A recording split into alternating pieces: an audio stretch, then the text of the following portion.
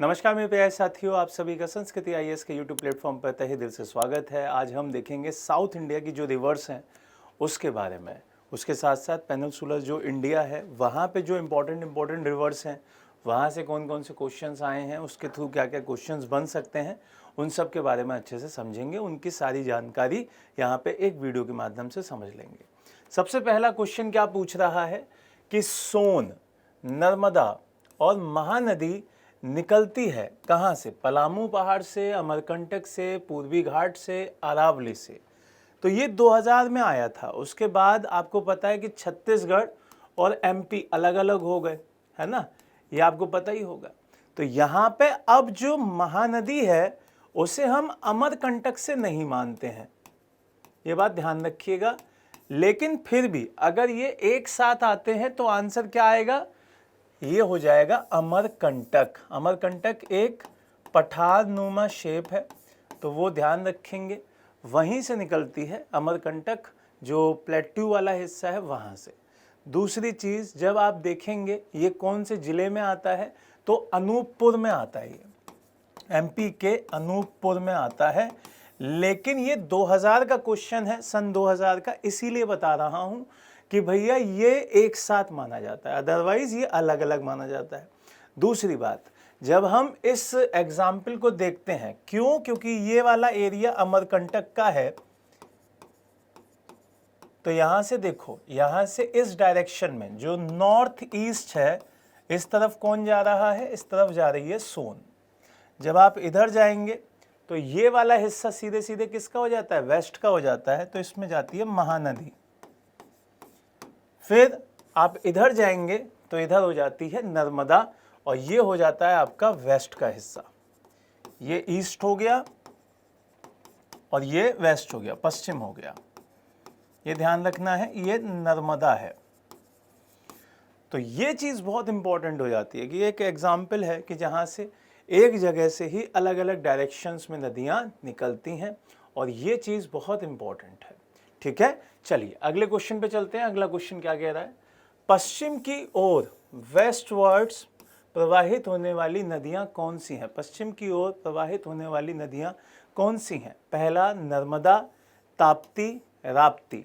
तो यहाँ पे आंसर याद रखिएगा, जब आप इंडिया को बनाते हैं, इंडिया का मैप अगर आपने याद कर रखा है तो आप बहुत इजीली इसका आंसर दे देंगे। अगर नहीं किया है तो भैया आपके लिए मुश्किल हो जाएगा। क्यों? क्योंकि मैप पता होना चाहिए।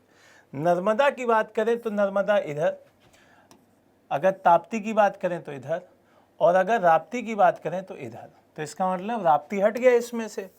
समझ में आ रहा है? राप्ती हट गया, नर्मदा रह गया और ताप्ती रह गया। अब एक और दो कहाँ पे है? एक और दो आपका यहाँ पे है। तो ए ऑप्शन सीधा सीधा आंसर हो गया। नर्मदा और ताप्ती आपकी किधर बहती है? आपके पश्चिम की तरफ बहती है, इस डायरेक्शन में। इसे वेस्ट कहते हैं। ठीक है, इसे हम क्या कहते हैं? वेस्ट कहते हैं, पश्चिम कहते हैं। तो आंसर हमारा ए हो जाएगा। हमारा यहाँ पे तीसरा ऑप्शन जहाँ जहाँ होगा वो हट जाएगा। आंसर आ गया हमारे पास। आगे बढ़ते हैं भाई, अगले क्वेश्चन पे चलते हैं। अगला क्वेश्चन क्या है उसको देखते हैं। अगला क्वेश्चन कह रहा है कावेरी नदी कौन से राज्यों से होकर बहती है? बहुत ही प्यारा क्वेश्चन है। अब कावेरी का पूरा सेगमेंट समझ लो कि कावेरी का क्या मसला है। जब आप कावेरी की बात करते हैं तो ये जो एरिया है कावेरी का, ये कर्नाटक की ब्रह्मगिरी हिल्स से निकलता है। कौन सी है भाई? ब्रह्मगिरी हिल्स। अब ब्रह्मगिरी हिल्स से निकलना शुरू होता है और कहाँ गिर जाती है? ये गिर जाती है बे ऑफ बंगाल में। अब ये पूरा का पूरा आपको दिखाई दे रहा है, ये कर्नाटक है। कर्नाटक से ये आगे आ गए तो ये आपका तमिलनाडु है। तमिलनाडु के अलावा भी क्या कोई एरिया आता है? केरल का हिस्सा भी आपका किस में जुड़ता है भाई? ये भी आपका इसी नदी के हिस्से के साथ जोड़ के माना जाता है। ड्रेनेज सिस्टम आपका इसी के साथ जुड़ता है। इस वजह से आपको ध्यान रखना है। जब आप इस पूरे सेगमेंट की बात करते हैं तो यहाँ पे कहाँ कहाँ दिख रहा है? कर्नाटक, केरल, तमिलनाडु। मध्य प्रदेश आएगा? नहीं आएगा। आंध्र प्रदेश आ रहा है? नहीं आ रहा। मध्य प्रदेश नहीं आ रहा। महाराष्ट्र नहीं आ रहा। आंसर क्या हो गया? बी ऑप्शन हो गया। दूसरी बात, अगर इसकी सपोर्टिव रिवर्स की बात करता हूँ तो यहाँ पे ये भी बहुत इंपॉर्टेंट है। जैसे कुछ इंपॉर्टेंट रिवर बता रहा हूं। एक है हेमावती, एक है काबिनी, एक है आपकी पंबा, नहीं पंबा छोड़ दीजिए इसके साथ, काबिनी, ठीक है, एक है अर्कावती, एक है लक्ष्मण तीर्थ। क्लियर है? ये कुछ इंपॉर्टेंट जो नदियां हैं ये हैं। एक अमरावती, ये सारी इंपॉर्टेंट रिवर्स, सपोर्टिव रिवर्स हैं कावेरी की, ठीक है। इसी को कावेरी को ही पोन्नी रिवर कहते हैं। क्या कहा जाता है भाई? पोन्नी रिवर। आगे बढ़ते हैं, अगले क्वेश्चन पे चलते हैं। तेल नदी निम्नलिखित नदियों में से किसकी सहायक नदी है? आपने तेल का नाम सुना होगा सपोर्टिव रिवर के नाम में। एक नदी आपने पढ़ रखी होगी कि भैया एक नदी है जिसका नाम महानदी है। क्या नाम है? महानदी। तो यहाँ पे महानदी बहुत इंपॉर्टेंट हो जाती है। तो महानदी की जो सपोर्टिव रिवर है, जब ये महानदी की बात करते हैं तो महानदी की सपोर्टिव रिवर कौन है भाई? तेल है। इस बात को ध्यान रखिएगा। किसकी सपोर्टिव है ये? महानदी की सपोर्टिव है।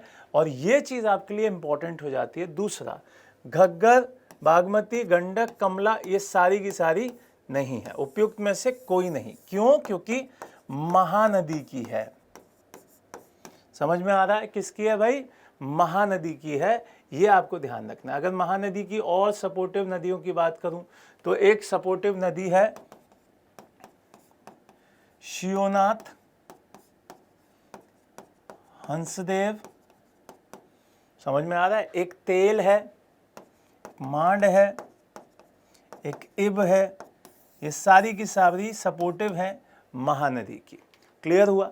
आगे बढ़ते हैं। अगला, निम्नलिखित नदियों में से कौन सी पूर्व की ओर प्रवाहित नहीं होती हैं? नहीं होती हैं पूछ रहा है, इसका मतलब पश्चिम की तरफ फ्लो करती होंगी, वो बतानी है।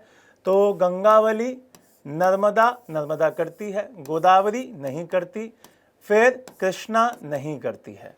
तो इसका मतलब कौन सी आई? हमारे पास सीधे सीधे एक नदी आई जो कि है कौन सी? बी ऑप्शन आपका, नर्मदा। अब नर्मदा की एक खासियत अमरकंटक से निकलती है और एस्चुरीज का निर्माण करती है। किसका निर्माण करती है भाई? एस्चुरीज का, ज्वार नद का। और यही रिफ्ट वैली में फ्लो करती है। ये भी ध्यान रखिएगा, रिफ्ट वैली में भी ये फ्लो करती है और बहुत इंपॉर्टेंट नदी है, बहुत ज़्यादा। ठीक है, आगे बढ़ते हैं। अब चलते हैं अगले पर। अगला क्वेश्चन है, भीमा नदी निम्नलिखित में से किस नदी की उपनदी है? मतलब सहायक नदी है। आपको बताना है कृष्णा, नर्मदा, दामोदर। जब आप देखते हैं कि भीमा नदी का पूछ रहा है तो एक नदी आती है कृष्णा। कृष्णा नदी की सपोर्टिव रिवर है भीमा। समझ में आ रहा है? भीमा। और भीमा के साथ साथ एक सपोर्टिव रिवर और है मूसी, एक सपोर्टिव रिवर है घाट प्रभा, एक सपोर्टिव है मल प्रभा, जिसे माल प्रभा भी बोलते हैं, एक सपोर्टिव है पंचगंगा, एक सपोर्टिव है कोयल, ठीक है, कोयना। ये सारी की सारी सपोर्टिव किसकी हैं? ये सारी की सारी सपोर्टिव कृष्णा नदी की हैं। तो यहाँ पे आंसर कौन सा हो जाएगा? कृष्णा की सपोर्टिव है। दामोदर ये सब नहीं होगा, इसका आंसर ए ऑप्शन होगा। आगे बढ़े, आगे चलते हैं।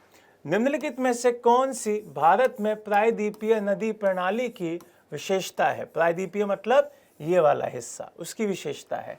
प्रायद्वीपीय नदियां केवल वर्षा से ही जल प्राप्त करती हैं, ठीक है, ग्लेशियर होते नहीं हैं। ये नदियां युवा वलित पर्वतों से होकर बहती हैं और अभी भी युवा अवस्था में रोक लेते हैं। इन नदियों में छोटे बेसिन और जल ग्रहण क्षेत्र इनका दिखाई देता है। अब देखो, तीन ऑप्शन तो कहीं भी सही है नहीं। तो ये युवा पर्वतों से थोड़े हैं, ये तो प्रायद्वीपीय पर्वतों का मसला है, ये पुराने हैं। तो यहाँ पे इसका मतलब ये सीधे सीधे बदल जाएगा। तो यहाँ पे एक और तीन सही हो जाएगा। क्यों? क्योंकि दो तो बिल्कुल ठीक नहीं है। दो यहाँ पे भी है, तो यहाँ पे भी है, और एक और तीन यहाँ। तो इसका मतलब यही ठीक है हमारा। तो ए ऑप्शन हो जाएगा कि भैया इनमें जल ग्रहण की क्षमता आपको दिखाई देगी कम थोड़ा सा, इनका पूरा का पूरा जो एरिया है छोटा बेसिन दिखेगा, ये वर्षा से ही अपना वाटर प्राप्त करती हैं। तो ये याद रखना है, समझ में आ रहा है। दक्षिण की नदियां हमें पता है कृष्णा है, कावेरी है, गोदावरी है, ये सारी की सारी मेन नदियां हैं यहाँ की, तो ये हमें याद रहेंगी। आगे बढ़ते हैं। दंडकारण्य, इंद्रावती और सबरी किसकी सहायक नदी है? अब यहाँ से दो नदियां हैं, आपको मैंने पढ़ा रखा है। गोदावरी की सपोर्टिव रिवर्स कौन कौन सी हैं?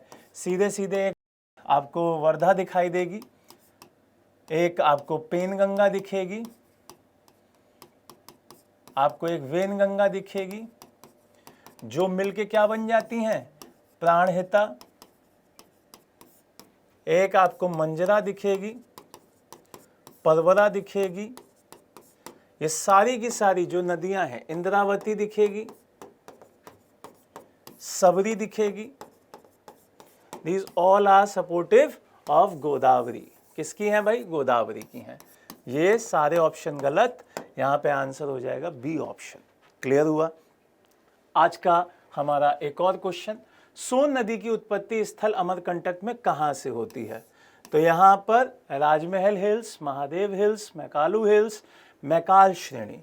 इसका आंसर अब आप लोगों को देना है कि ये कहाँ से निकलती है। क्लियर है? बहुत आसान क्वेश्चन है, एक क्वेश्चन का आंसर आप ज़रूर दीजिएगा। उम्मीद है कि ये सारे के सारे क्वेश्चंस आप अच्छे से लगा पाए होंगे, चीज़ों को अच्छे से समझ पाए होंगे, और जो जो मैंने इसकी सपोर्टिव रिवर्स बताई उनको भी आप अच्छे से याद कर लेना, क्वेश्चन वहाँ से भी आ सकते हैं। नई वीडियो में और देखेंगे कि क्या क्या रिवर्स से क्वेश्चन आते हैं, अगली क्लास में आप उसको देख लीजिएगा।